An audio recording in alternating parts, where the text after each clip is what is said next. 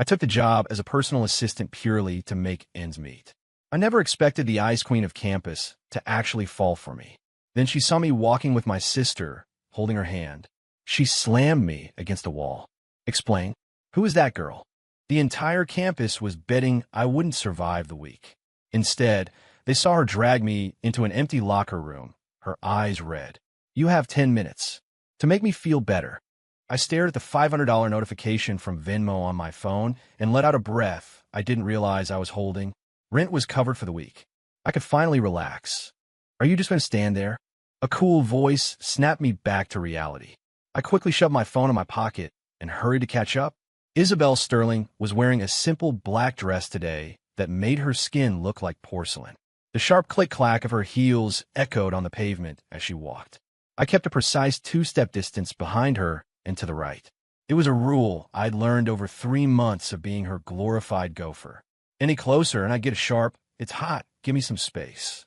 Any farther, and she'd glare back. "Are you trying to starve me?" "One iced Americano. No sugar." She stopped abruptly in front of a trendy coffee shop, her gaze fixed straight ahead, not even glancing at me. Resigned, I pulled out my phone to use Apple Pay. "We have a buy one get one half off deal today," the barista said with a cheerful smile. I hesitated for a second. "Just one." Isabel's voice drifted over, cold as ice. I quickly paid the full price. She was clearly in a bad mood today, radiating a low-pressure system ever since I picked her up this morning. "Here's your Americano." I jogged over and handed it to her. She took a single sip, and her brow immediately furrowed in disgust. "It's too sweet." "But it's an iced Americano with no sugar," I said instinctively. She shoved the cup back into my hands. "You drink it." Then she turned and walked away. I stared down at the nearly full coffee. It cost $8. A total waste. I ended up drinking it myself, the bitterness making my tongue go numb. Rich people really did have different taste buds. I followed Isabel into the mall, where she browsed without any real purpose. I was already carrying 3 shopping bags, all filled with her things. "Tired?" she asked, suddenly turning to look at me. "Not at all," I said, immediately straightening my posture. "Are you kidding me? The person signing my checks is never tiring." The corner of her mouth seemed to twitch into a tiny smile before she suppressed it. "Go rest over there," she said, pointing to a bench outside a cafe. It was like a pardon from the governor, but I didn't dare look too relieved. She organized the bags to one side and sat down first, then patted the empty space next to her. I sat down, feeling a strange mix of honor and surprise. She usually made me stand. What was with her today? Was the world ending? "The spring gala is next month," she said out of nowhere. "You're co-hosting with me." I nearly slid off the bench. "Me? Hosting with you?" Isabel was the president of the student events committee. The gala host was always her gig, a solo performance. Why would she ever pick a nobody like me? "You don't want to?" she asked, her eyes narrowing. "No, it's just I'm surprised," I stammered, scratching my head. "Why me?" She turned her face away, but I thought I saw the tips of her ears turn pink. "Because you're cheap." "Oh, of course. I should have known." "500 for the night," she added. "I'll do it." I accepted immediately. $500. That was a whole week's worth of groceries. I think she might have smiled, but it was gone before I could be sure. "Rehearsal is tomorrow after class," she said, standing up. "Now, come with me to the bookstore." I grabbed the bags and followed, my mind already calculating how to budget the extra 500. I was so distracted that I didn't notice she had stopped walking. I walked right in her back. I said, jumping back, but she didn't snap at me like she usually would. Her gaze was fixed on something, and her expression had turned ugly. I followed her line of sight, and my heart stopped. Chloe was standing at the entrance of the bookstore, smiling and waving at me. I was so dead. "Leo," she chirped, running over and linking her arm through mine like it was the most natural thing in the world. "What are you doing here?" I quickly pulled my arm away as a cold sweat broke out on my forehead. "I'm, shopping with a classmate." I snuck a glance at Isabel. Her face was cold enough to cause frostbite. "And who is this?" Chloe asked, looking at Isabel with curiosity. "This is my classmate, Isabel Sterling." I then turned to Isabel. "This is my sister. The kind you're not actually related to, I take it." Isabel cut me off, her voice dangerously low. "Well, yes, but..." I tried to explain, but her glare froze the words in my throat.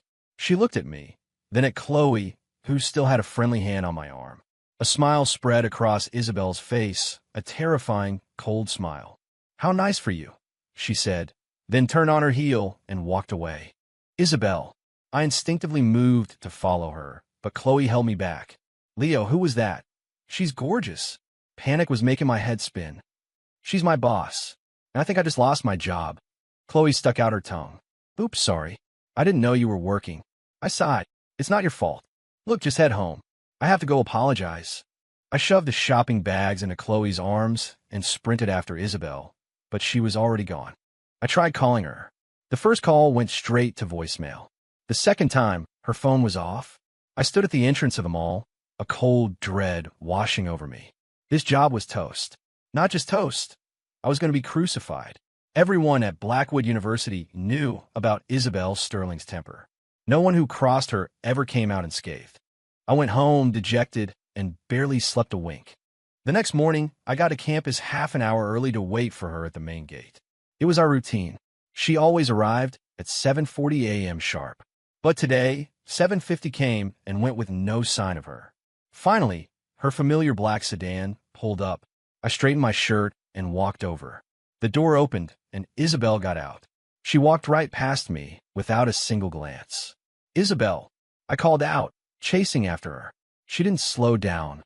"That girl yesterday, she's my sister." I started to explain. "Not my problem," she said coolly. "We're just neighbors. Her parents asked me to look after her. You don't need to report your personal life to me." She finally stopped and gave me an icy stare. "You're fired." My stomach dropped. "Just because of my sister. I don't need an unprofessional assistant," she interrupted. "You abandoned your duties in the middle of a job yesterday. I was running after you." "Are you talking back to me?" she asked, raising an eyebrow. I immediately shut my mouth. "Don't wait for me after class today," she said and walked off. I just stood there, stunned. It was over. All of it. I hadn't just lost my job. I had made an enemy of the most powerful person on campus. The entire day was a blur of anxiety. I tried to find her at the student events office during a break, but her vice president stopped me at the door. "Isabel said she doesn't want to see you," he said, his face a blank mask. I trudged back to my classroom and found an envelope on my desk. Inside was $500 in cash and a note. "Final week's pay. We're even." Even the period at the end felt cold. I clutched the cash, a sour feeling in my gut. After my last class, I walked to the school gate out of habit, only to remember I'd been fired. As I was about to leave, I saw Isabel walking out, but she wasn't alone. Another guy was with her, the student body president, Cameron Ashford. They were walking side by side, laughing and talking. I ducked behind a tree, a strange, acidic feeling rising in my chest. Cam and Isabel looked good together. Both from wealthy families, both popular and attractive. A campus power couple. Unlike me, just some poor kid worrying about his next meal. I turned to leave when someone called out to me. "Hey, you, wait a second." It was Cameron's voice. I froze, then slowly turned around. Isabel's eyes met mine, and her expression instantly hardened. "What is it?" Cameron walked over with a friendly smile. "You're Izzy's assistant, right?" "Izzy." He called her Izzy. I nodded, then shook my head. I was. Perfect timing. "Could you do me a favor?" Cameron handed me a bag. "These are some books Izzy left at my place. Could you take them to her classroom for her?" I looked at Isabel. She didn't object, just stood there with a stony face.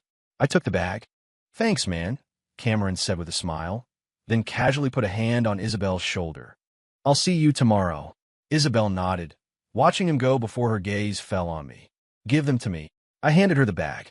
As she took it, her fingers brushed against mine, and she recoiled as if she'd been burned. A sharp sting went through my chest. "About yesterday." I tried again. "It doesn't matter," she cut in. "We have nothing to do with each other anymore." She turned to go. "Are you and Cameron?" I blurted out. She stopped and looked back. "What? Are you dating?" I regretted the words as soon as they left my mouth. It was none of my business. But she smiled. "What if we are?" My heart sank. "Oh, that's great. Still not as great as you and your sister," she shot back, then walked away. I stood there for a long time, rooted to the spot. For the next few days, I went back to being a normal student. No more early mornings waiting by the gate. No more being on call 24/7. No more schlepping bags around the mall. But I couldn't shake the feeling that something was missing. I'd see Isabel on campus sometimes, always surrounded by people. Cameron was a frequent presence by her side. The rumor mill was buzzing that they were officially dating. The golden couple, a match made in heaven. I just buried my head in my textbooks and pretended not to hear. On Friday, my professor asked me to help move some equipment after class. By the time I was done, it was already dark. As I passed the student events office, I saw the lights were still on. On a strange impulse, I walked over. The door was slightly ajar. Inside, Isabel was sitting alone, staring blankly at her computer screen. Her eyes were red, like she'd been crying. I hesitated, wondering if I should go in, but then she looked up and saw me. Her expression immediately hardened. "What do you want?" "I was just passing by. Saw the lights were on." I pointed down the hallway. "The building is closing soon." She started packing her things, clearly wanting me to leave. I turned to go, but then I heard a sharp intake of breath. I looked back and saw her clutching her finger. Blood was seeping out. A paper cut. Without thinking, I rushed in and grabbed her hand. "Are you okay?" She froze for a second, then violently snatched her hand back. "Don't touch me. You're bleeding. It's none of your business." She grabbed a tissue and pressed it against the cut, continuing to pack. I stood there, feeling useless. "So, the spring gala," I said, trying to fill the silence. "The hosting. Someone else is doing it," she said flatly. "Oh, of course. Cameron Ashford?" I asked, then immediately wanted to kick myself. Her movements paused for a fraction of a second. "Yes." She shut down her laptop, grabbed her bag, and walked toward the door. I followed her quietly. "You don't have to walk me out," she said without looking back. "It's late, it's not safe. I have a driver." She held up her phone. Sure enough, the black sedan was already waiting at the gate. She got in and drove off without a backward glance. I stood at the empty school gate, my heart feeling just as hollow. That weekend, my part-time job at the convenience store had an unexpected visitor. Chloe showed up with a few of her friends. "Leo," she said, leaning cheerfully over the counter. "I didn't know you worked here." "Gotta pay the bills," I said, scanning her items. "So what about that gorgeous classmate of yours? Is she not your boss anymore?" she asked, poking at the exact spot that was still sore. "Nope," I said, not bothering to elaborate. "That's too bad. I totally think she has a crush on you." My hand slipped, and the scanner nearly fell to the floor. "Don't be ridiculous. I'm serious." The way she looked at me that day. Total jealousy. Chloe insisted. Her friends chimed in. "Yeah, Chloe said that girl was a total 10. Way to go, Leo, pulling the campus queen." Their chatter was giving me a headache. "She's a trust fund kid, and I'm just a bro college student. How is that even possible? Love knows no class," Chloe declared, pumping her fist. I pushed her bag of snacks towards her. "Just go, and maybe read a few more books and a few less comics." She stuck her tongue out and left with her friends. But her words echoed in my head. Isabel Sterling. Likes me? No way. She just saw me as cheap labor. A toy to mess with. On Monday, a huge piece of gossip swept through the entire campus. Isabel and Cameron had a massive fight. A public screaming match in the student government office. Cameron had stormed out, and Isabel had emerged with red-rimmed eyes. Apparently, it was about the event schedule for the spring gala. I couldn't help but wander over to the events office, supposedly to ask a question. I saw Isabel tearing into her committee members. Several of the vice presidents were standing with their heads bowed as she berated them. "How can you mess up something so simple?" She slammed a folder onto the table. "Do it again, and no one leaves until it's perfect." She looked up, and her eyes landed on me. Her expression soured even more. "What are you looking at?" I made a hasty retreat. It started raining after my last class. I didn't have an umbrella, so I was stuck waiting under the awning of the main academic building. Then I saw Isabel walk out. She didn't have an umbrella either and was standing at the edge of the overhang, watching the rain. Cameron came up behind her and offered her his umbrella. "Let's go together." Isabel didn't take it. "No, thank you." Still mad, Cameron asked with a soft smile.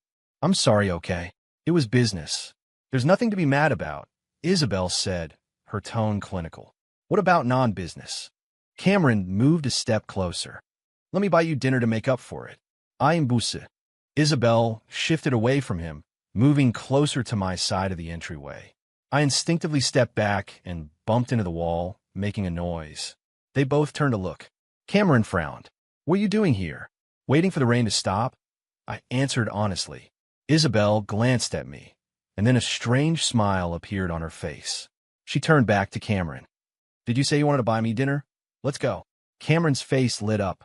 Really? Yes. Isabel nodded. Then she looked directly at me. You're coming too. I was stunned. Me? Is there an echo? She retorted, one eyebrow raised. But why would I? To pay, she said, and walked out into the rain. Cameron quickly opened the umbrella and followed her. I hesitated for a moment before running out into the downpour after them. The restaurant was the fanciest one near campus, the kind I normally wouldn't even dare to look inside. Isabel ordered with an air of casual familiarity while Cameron made pleasant conversation with her. I sat across from them, feeling like a third wheel. Want a drink? Cameron asked. Whatever, Isabel said. Then she looked at me. You're drinking. I could only nod. When the drinks arrived, Isabel started downing them one after another. Hey, slow down, Cameron cautioned. She ignored him, her eyes fixed on me. Why aren't you drinking? I had no choice but to keep up. Halfway through the meal, Cameron's phone rang, and he stepped away to take the call. It was just me and Isabel left at the table. She was already drunk, her head resting on the table as she stared at me. You're such an idiot, she slurred. I blinked. Are you talking to me? Who else? She muttered, flirting with other girls. And then you just let me fire you. I didn't know whether to laugh or cry. You were the one who fired me. So, if I fire you, you just leave? You're that obedient? She glared at me, her eyes watery. What else was I supposed to do? You could have apologized, you could have begged me. Her voice cracked. Even Cameron knows how to make me feel better. But you do nothing. My heart skipped a beat. You wanted me to make you feel better. She seemed to snap back to her senses for a moment, sitting up straight. In your dreams. Then she went back to drinking. By the time Cameron returned, she was completely wasted. I'll take her home, Cameron said, trying to help her up. But she pushed him away and pointed a wavering finger at me. You take me. Both Cameron and I were shocked. Izzy, stop fooling around, Cameron said with a frown. I want him to take me, she said stubbornly, her eyes locked on mine. I had no choice but to stand up. I'll take her. Cameron's face darkened, but he didn't argue further. Outside, the rain had stopped. Isabel leaned heavily against me, barely able to walk. Address? I asked, wondering where she lived. She mumbled the name of a luxury condo building. I hailed a cab and helped her in. She fell asleep against my shoulder, her warm breath tickling my neck. My heart was doing a weird fluttery thing. The security guard at her building recognized her and let us in without question. I managed to get her to her apartment door. Keys? I asked. She fumbled through her pockets and came up empty. Maybe I lost them. She mumbled.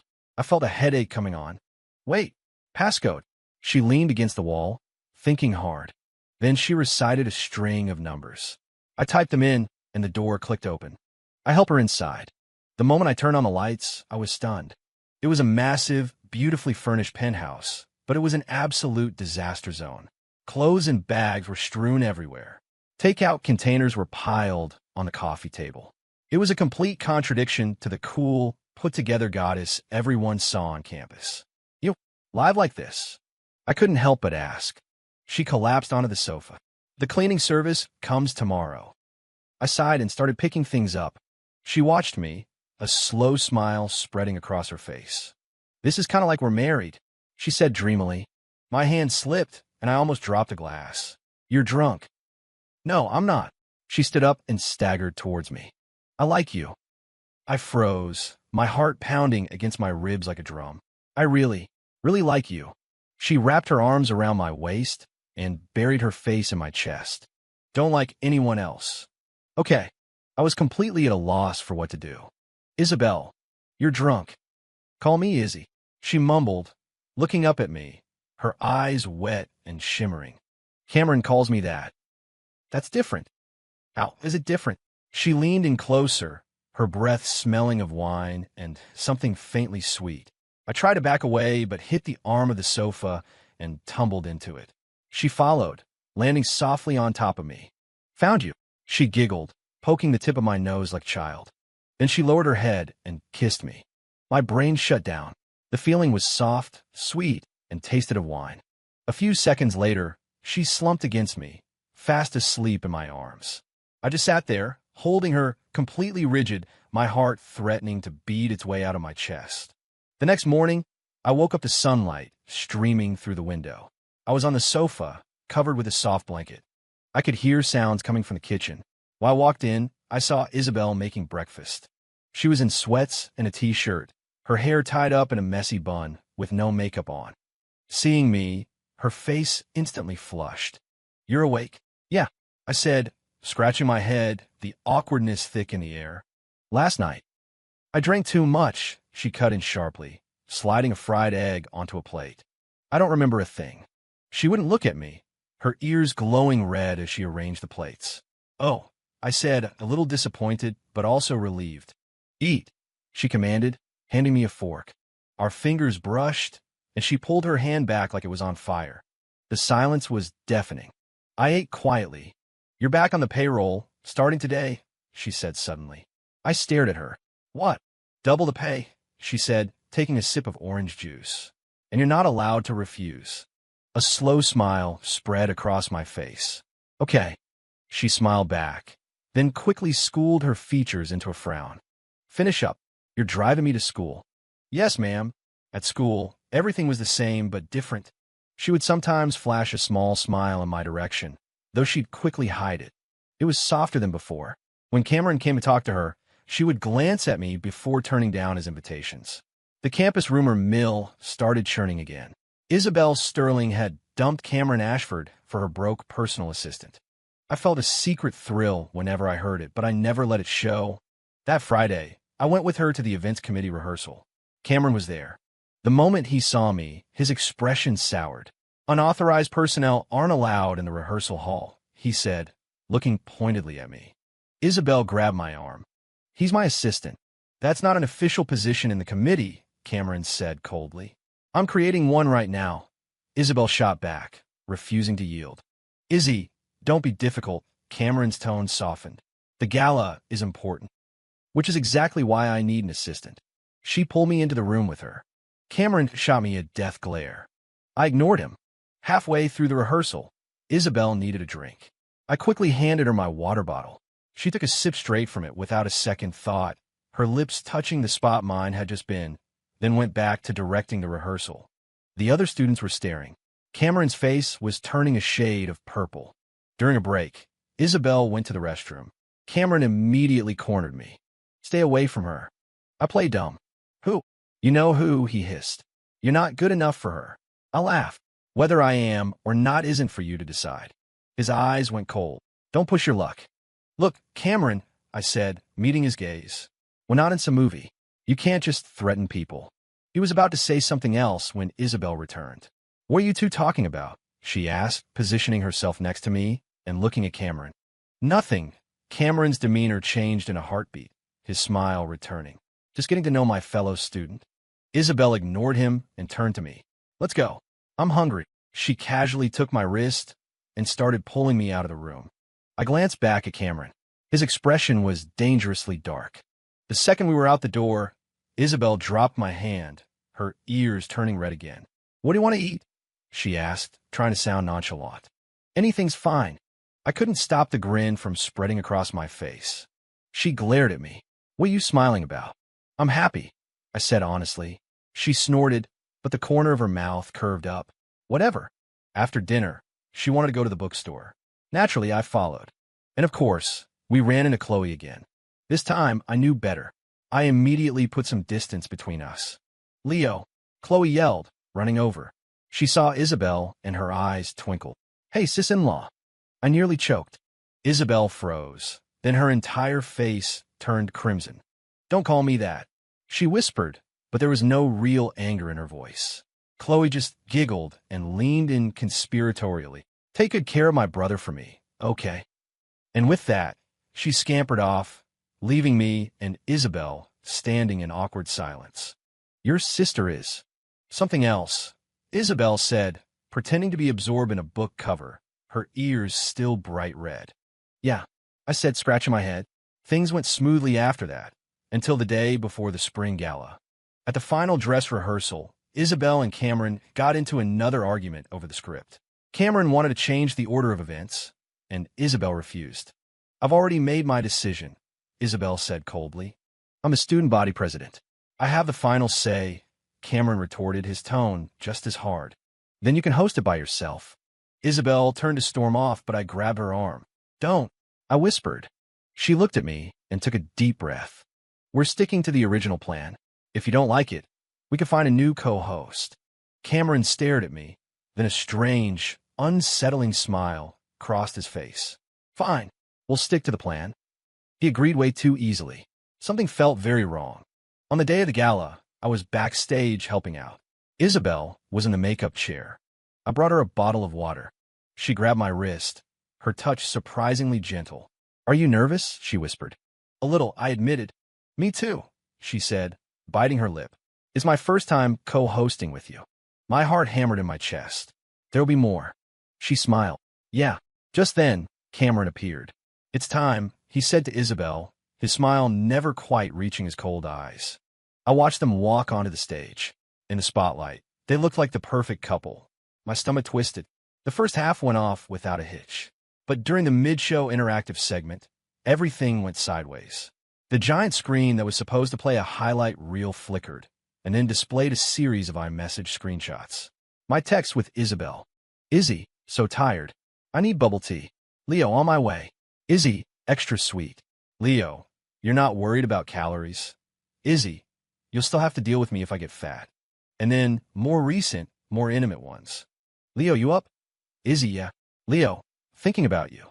Izzy, "Just say what you mean." Leo, I'm thinking about you." The entire auditorium erupted in gasps and whispers. Isabel's face went completely pale. Cameron stood there, microphone in hand, a look of faux surprise on his face. Well, looks like our hosts have a little something going on," he said with a chuckle, though his eyes were like chips of ice. The crowd started hooting and catcalling. Isabel was frozen, a deer in the headlights. I ran onto the stage, took off my jacket, and wrapped it around her shaking shoulders. I started pulling her towards the backstage exit. "Let go of me," she struggled. "We have to get out of here," I said, holding her tighter. Backstage was chaos.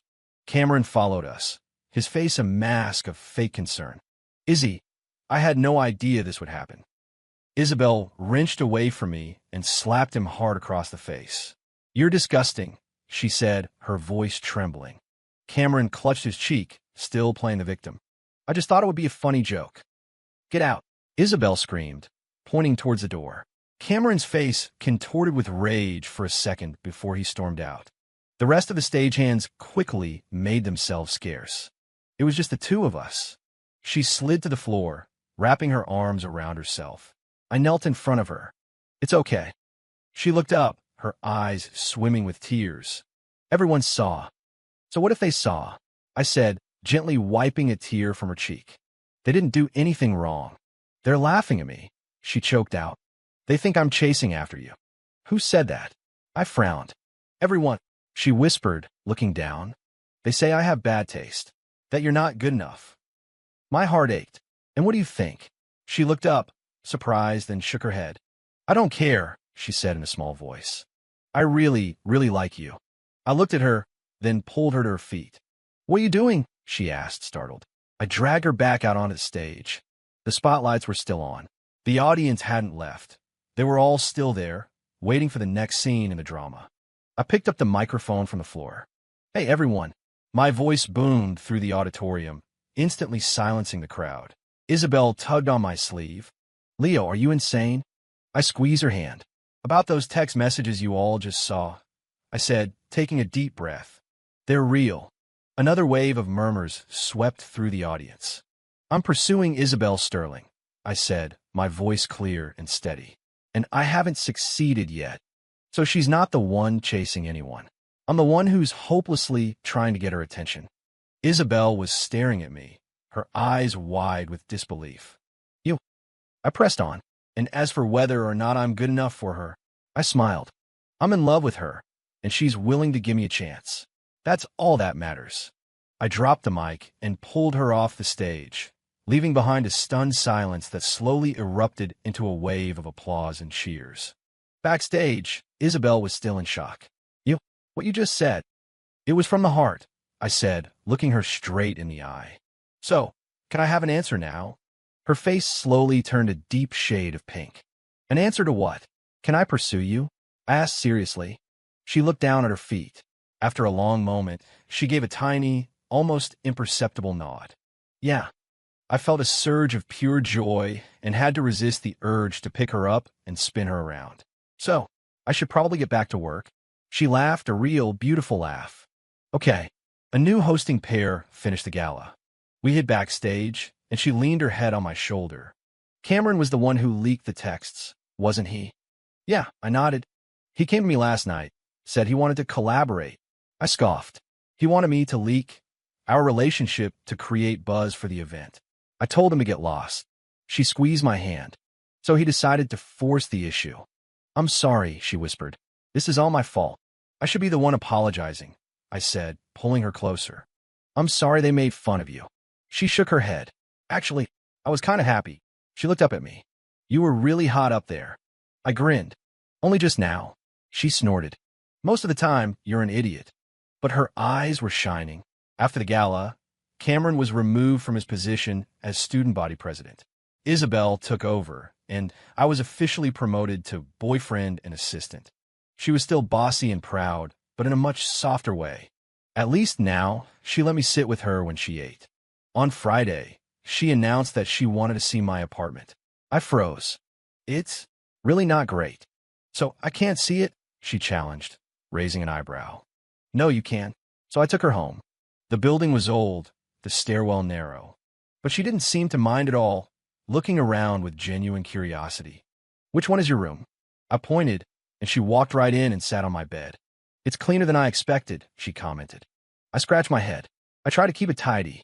Her eyes landed on a framed photo on my desk, a picture of me and Chloe. Your sister seems very attached to you, she said, a hint of jealousy in her tone. She's just a kid, I explained quickly. I know, she cut in. I would have stopped talking to you a long time ago. She flopped back onto my bed. I'm tired. I'm taking a nap. I stared at her. Here. Is that a problem? She said, her eyes closed. Can I sleep on my boyfriend's bed? My heart started racing. Yeah, you can. She actually fell asleep. I sat on the chair next to the bed and just watched her. Her face was so peaceful, all the icy walls gone. I couldn't resist leaning down and kissing her on the forehead. Her eyes snapped open. Were you just kissing me? I jumped back. No. Liar, she said, grabbing the front of my shirt. You have the guts to do it, but not to admit it. I looked at her face, so close to mine. Okay, fine. I did it. And I leaned in and kissed her again, this time on the lips. Her ears turned bright red, but she didn't pull away. Getting bold. I learned from the best. I grinned. She snorted, but wrapped her arms around my neck. Continue. And we kissed, a real kiss, not a drunken accident. Her response was inexperienced, but eager. When we finally broke apart, we were both breathless. She turned bright red and buried her face in my chest. You're not allowed to tell anyone. Tell them what? I feigned ignorance. That the great Isabel Sterling can get shy. She pinched my side. You want to die? I laughed and surrendered, holding her tight. I won't tell. This is all for me. She looked up and glared, but there was a smile in her eyes. Greedy. Learn that from you, too. I kissed her again. She didn't fight it. Later that evening, Chloe came home and saw Isabel. She squealed with delight and launched herself into the room. Sis-in-law. This time, Isabel didn't correct her. She just smiled. Hi. That only made Chloe happier. She sat down and started chattering away. I went to the kitchen to make dinner, some simple pasta, and I could hear them talking. Is my brother a total dork? Yes, a huge one. But he's crazy about you. He talks about you all the time. Really? Totally. He even says your name in his sleep. I burst out of the kitchen. Chloe. She giggled and hid behind Isabel. Sis-in-law, protect me. Isabel laughed and shielded her. Hey, don't you bully my little sister-in-law. I stopped. Sister-in-law. Her face flushed. Slip of the tongue. But she didn't take it back. At dinner, Isabel naturally put some pasta on my plate. Eat more. You're too skinny. I was floored. Chloe Wolfe whistled. Wow, you guys are so cute, it's disgusting. Isabel shot her a glare. Don't talk with your mouth full. But then she added more sauce to my plate. I walked her home later that night. We got to her building, but she wouldn't get out of the car. I'll pick you up tomorrow, I said. Okay, she nodded but still held my hand. Don't want me to go? I teased. Of course not, she said, but she made no move to leave. All right, we can sit for a bit longer, I said, squeezing her hand. We sat in silence for a moment. The flowers on campus are really pretty right now, she said suddenly. Yeah, we should go see them next time. Okay. She turned to face me. Kiss me. I blinked, then smiled and leaned in, giving her a soft, gentle kiss. She responded eagerly, her fingers clutching my shirt. When we pulled away, both our faces were flushed. I'm going, she said, and quickly got out of the car. She ran toward the entrance, then suddenly turned back. Hey, yeah. I love you, she shouted, and then disappeared inside before I could even process it. I sat there, stunned, my heart about to explode. It was the first time she'd said it, even from a distance, and shouted as she was running away. It was more than enough. I drove home with a goofy grin on my face and didn't sleep at all that night. The next morning, I was waiting for her right on time. She came down wearing her usual immaculate clothes, but she had a small, flower-shaped clip in her hair. Do you like it? She asked, pretending to be casual. I love it, I smiled. You look beautiful. She snorted, but the corners of her mouth lifted. We walked to campus together. At the gate, some classmates saw us. Morning, Izzy. Morning, Leo. Isabel's face hardened. Who gave you permission to be so familiar? But her ears were red. I just smiled and waved back. Morning. She pinched my arm. Don't encourage them. But she squeezed my hand tighter. After class, we went to the library. She was studying for midterms, and I was helping her organize her notes. You got this one wrong. I pointed to a problem. No, I didn't, she insisted. Yes, you did. I chuckled. Want to bet? She glared at me, then erased her answer and scribbled down the new one. It's barely correct.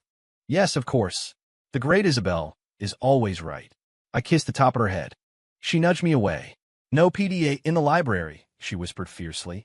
A few students nearby chuckled. She shot them a death glare, and they immediately buried their heads in their books. She secretly pinched my leg onto the table. This is all your fault. I smiled and took the blame. My fault, she huffed, then leaned her head against my shoulder. I am tired. Going to sleep for a bit. Okay. I shifted to make her more comfortable. She fell asleep quickly, her gentle breaths on my neck. I didn't dare move until she woke up. What time is it? She mumbled, rubbing her eyes. Almost closing time. I stretched my shoulder. She saw and immediately started rubbing it for me. You idiot. Why didn't you wake me up? You look so peaceful. I smiled. Her expression softened. Let's go home. Yeah. We packed up and left. The moonlight was bright, and she held my hand as we walked slowly. My birthday is next month, she said suddenly. I know. Did you give me a present? She asked, glancing at me. It's a secret, I grinned. She pinched me. If you don't tell me, I'm deducting points. How many points do I have? 100. And what's my current score? 59. That's a failing grade. I pretended to cry. I'll have to work really hard to pass. She stood on her toes and kissed me. Plus 1 point. Only one. I protested. You think that's not enough? She threatened. No, it's plenty. I said quickly. She laughed. Good. At her building, she lingered again. 5 more minutes, she said, looking at her watch. Okay. We sat on a bench, and she leaned against me, pointing out the stars. That one's the brightest. Like your eyes, I said. She snorted. So cheesy, but she was pleased. When 5 minutes were up, she stood. Okay, I'm going. All right, I nodded. She walked a few steps, then ran back and threw her arms around me in a tight hug. See you tomorrow. See you tomorrow, I said, hugging her back. She pulled away, her eyes shining. Say it again. Say what? What you said last night. I smiled. I love you. Her face turned red. Okay, she mumbled, then gave me a quick, feather-light kiss. I love you too. And then she was gone. I stood there, my heart so full it felt like it might just float away. The parental meeting was as terrifying as I'd imagined. Her father, A man who looked like he could buy and sell countries before breakfast grilled me about my finances, my family, and my 5-year plan. Her mother was quieter, but watched me with an unnerving intensity. I was sweating through the new shirt Isabel had bought me for the occasion. "He's a good person," Isabel had insisted, holding my hand under the table. "And I love him." Her father had finally sighed, looking less like a titan of industry and more like a tired dad. He offered me an internship at his company. "Start at the bottom," he'd said. "We'll see what you're made of." I worked my ass off. I finished my degree while working 60-hour weeks, fueled by late-night coffee and the care packages Isabel would drop off, always pretending she just had extra. A year after graduation, I proposed under a canopy of spring blossoms on campus, in the exact spot where I'd first told the whole world I was in love with her. The ring wasn't huge, but it was mine, paid for with my first real bonus. She cried. "It's so tacky," she said, but she held out her hand anyway. "Fina, I guess I'll say yes." Our wedding was 3 years ago. Today, she's a powerhouse VP, and I'm a division head at her father's company. Most days, she comes home, kicks off her heels, and collapses onto the sofa. "I'm exhausted," she'll complain. "Some idiot messed up the quarterly projections. I'll massage her shoulders." "Fire him." "Already did," she'll say with a smirk, then turn and wrap her arms around me. "I need a kiss." And I'll kiss her, and it feels just like the first time. "I love you," I'll say. "I love you more," she'll reply. We have a daughter now, a little girl with my eyes and her mother's fiery spirit. We took her to see the blossoms on campus last week. "Daddy, look," she shouted, pointing at the falling petals. Isabel laughed and chased her through the shower of pink and white. I watched them, my 2 girls, and felt a sense of peace so profound it almost hurt. My daughter ran back and tugged on my hand. "The flowers are pretty, Daddy, just like Mommy." Isabel blushed. "She gets that silver tongue from you." I leaned over and kissed my wife. "It's just the truth. We're in public," she hissed, but she was smiling. Our daughter covered her eyes with her tiny hands. "I'm not looking." We all laughed. The petals fell around us, a gentle blessing. Isabel leaned her head on my shoulder. "Next time, we come back alone," she whispered. "Just us." I nodded. "Deal." Later that night, after our daughter was asleep, we sat on our porch swing, looking at the stars. "Are you happy?" she asked. "Completely," I said. "You?" She snorted softly. "I'm moderately content." But she squeezed my hand. "Okay, fine. I'm ridiculously, disgustingly happy." In the moonlight, her smile was the most beautiful thing I'd ever seen. The Ice Queen had melted a long time ago, and the woman who remained was my entire world.